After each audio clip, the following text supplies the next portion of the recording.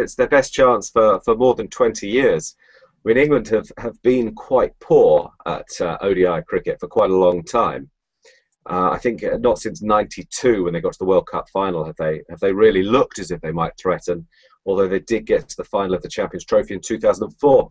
But this time, quite a lot of things are coming together to give them a pretty good opportunity. For a start, it's in English conditions, and they're a much better team at home. And the rule changes really have played into their hands a little bit. You've got 2 new balls in English conditions, in relatively early season English conditions. You would expect those new balls to do quite a lot.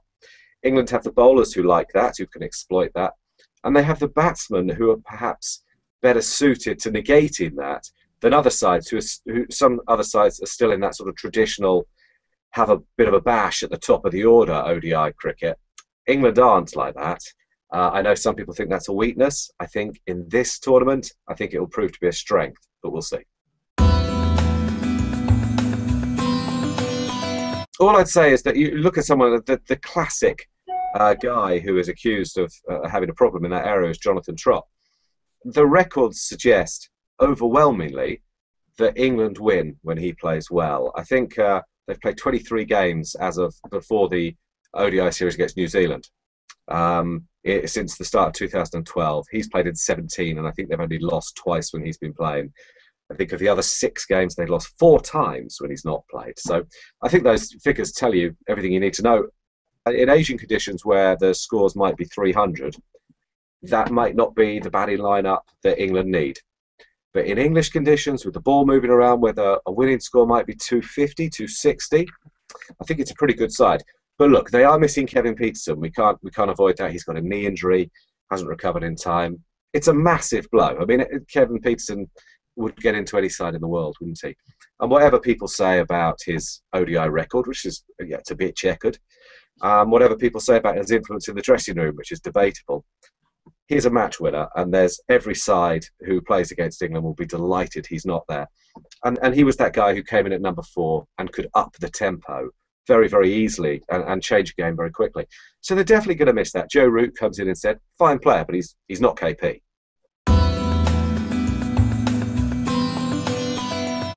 Fantastic opportunity. Look, I think those guys are very inexperienced. They're 22 years old. Going into the New Zealand series, I think they've played 6 times each. So, you know, they are at the start of their careers. And I think it's important to remember that actually the aim is the 2015 World Cup for the England team. For all these teams, really. This is an important tournament, no doubt about it.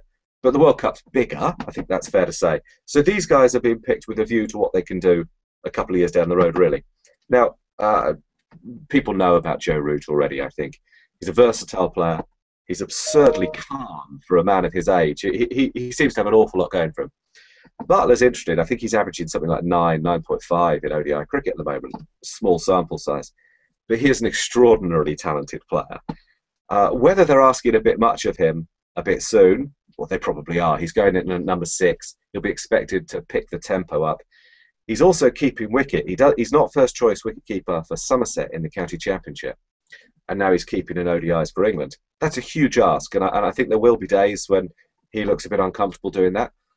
But as a batsman, as an explosive middle order batsman who can take a game away in 8-10 overs, even less than that, he is really something special to watch. There's a bit of MS Dhoni in him. I know that's huge praise. But there's something quite special there. He can adapt. He's very powerful. He can play all the normal shots, but he can improvise like very, very few batsmen in England can. Probably only Owen Morgan. And he probably is the future. Huge questions to answer for him, but he's a really exciting talent. In many ways, a very un-English talent. And he's one that I think cricket spectators around the world will really enjoy watching as his career develops.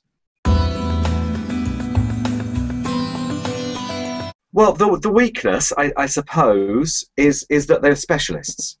And the way the team is now, the way that they don't really have any all-rounders. I know Ravi Bopara's in the squad, Chris Wokes is in the squad.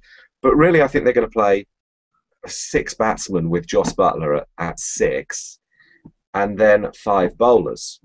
And the problem with that is that if a bowler has a bad day, no particular reason why they should, but say Stuart Broad gets collared by one of the batsmen or is injured, then they have got a bit of a problem and they have to turn to Joe Root or Jonathan Trott. Now, they'll be all right on certain pitches, but England had come unstuck with this before. I think it was in the 1979 World Cup final, I think, when they tried to fill in overs with people like Boycott, Gooch and Wayne Larkins even, maybe, off the top of my head. And you get away with that on some pitches, but on a good pitch, and you would expect the final to be played in a belter, other sides will, good batting sides will absolutely murder that sort of bowling. So that's a bit of a worry. The other thing is if they lose their top three very early, which they shouldn't, because, they are good, solid batsmen. But if they do, they expose that middle order who, Morgan and Butler in particular, they're the guys you want coming in with only 10 overs to go, really. You don't necessarily want them to have to display a lot of defensive technique and nurdle the ball around for a few overs. They can do it, but it's not what they're ideally suited at.